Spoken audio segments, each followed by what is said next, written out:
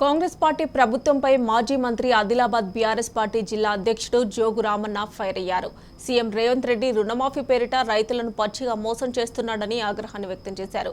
ఎన్నికల్లో దేవునిపై ప్రమాణం చేసి ఒకేసారి రుణమాఫీ చేస్తానన్న సీఎం రేవంత్ రెడ్డి మాట తప్పడంతో పాటు రైతులను నిలువునా మోసం చేసే ప్రయత్నం చేస్తున్నాడని మండిపడ్డారు. 100 రోజుల 6 గ్యారంటీల హామీలు ఏమయ్యాయని ప్రశ్నించారు. సీఎం రేవంత్ రెడ్డి ప్రజలకు సమాధానం చెప్పాలని జోగు రామన్న డిమాండ్ చేశారు. రైతు భరోసాని పక్క పెట్టేసినాం. ఈ భరోసానే మొదలుగాలే, మా రైతు బంధునే నువ్వు ఒక విడత ఎగ్గొట్టినావు. మేము ఏమడుగుతున్నామంటే ఇవాళ నువ్వు ఇచ్చే 7,000 కోట్ల రూపాయలు అయితే 1,00,000 వరకు ఇస్తామని చెప్పి 11 లక్షల మంది రైతులకు ఇస్తామని చెప్పినావో, ఆల్రెడీ మేము రైతు బంధు ద్వారా ఒక్క కిస్తులో ఇచ్చేటటువంటి 7,500 కోట్ల రూపాయలనే నువ్వు ఎలా రాష్ట్ర రైతాంగానికి రుణమాఫీకి పేరు మార్చేసినావు అంతే.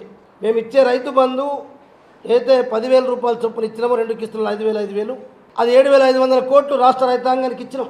ఈయన నువ్వు అవే డబ్బుల్ని రైతు భరోసా పేరుతోటి అటు రైతాంగం యొక్క ఒపీనియన్స్ తీసుకుందామని చెప్పి ఒక పక్క దారి మళ్ళిస్తూ అవే డబ్బుల్ని నువ్వు ఇప్పుడు రాష్ట్ర రైతాంగానికి రుణమాఫీ అని చెప్పి ఇలా 1,00,000 రూపాయలు ఉన్నటువంటి రైతాంగానికి ఇలా 7,000 కోట్లు ఇస్తున్నావు. నువ్వు అన్నది ఏం చెప్పినావు?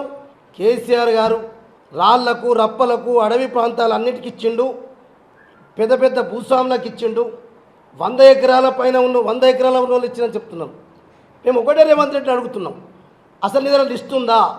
నీ దగ్గర సిస్టంలో ఉందా? అసలు ఎందరు మంది రైతులు 5 ఎకరాలకు సంబంధించిన రైతులు ఉన్నారు?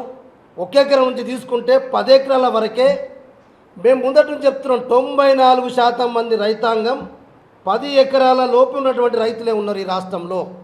మరి నువ్వు ఏం 5 ఎకరాలకు ఇస్తావా, 10 ఎకరాలకు ఇస్తావా, ఎవరికి ఇస్తావనేది ఏమీ చెప్పకుండా కేసీఆర్ గారు మొత్తం రాళ్లకు రప్పలకు 100 ఎకరాలకు 50 ఎకరాలకు భూమి ఉన్నోనికి లేనోనికి అందరికి ఇచ్చినని చెప్పినావు కదా.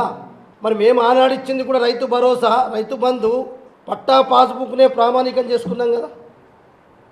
మేము ఇచ్చింది దేని మీద ఇచ్చినాం?